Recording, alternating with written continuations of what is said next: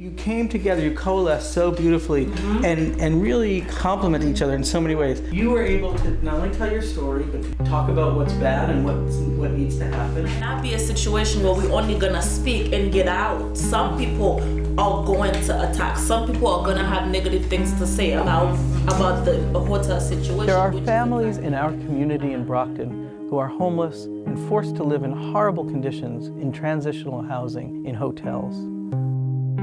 Students began by simply sitting down with families from the hotels to learn about the conditions they live in and the challenges they face in getting out of the shelters. It's painful because a lot of time you can go somewhere as dressed up or you can look however you want to look. The second it come out that you live in a shelter, people feel a different way about you. People don't see you as someone who's going through a bad time in life. And instead, you got this stereotype, this title. Oh, you live in a shelter. All you do, you don't have a life. This is only my second semester at Stonehill and the first semester that I am taking a community-based learning project.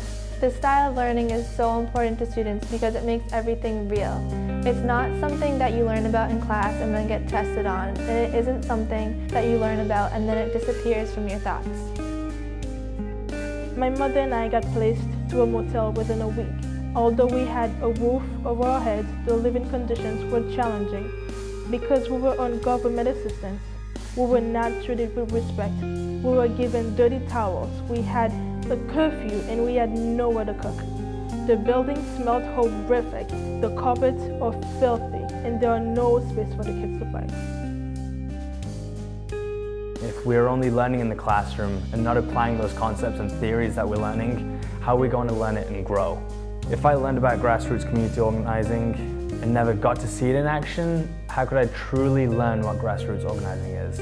So in order to change systems and inequalities, we first need to educate ourselves on the issues at hand. Then once we've done that, realize that our well-being is intertwined in the well-being of others. Because imagine if I cared about you, you cared about him or her, and he or she cared about them. Imagine how different our world would be.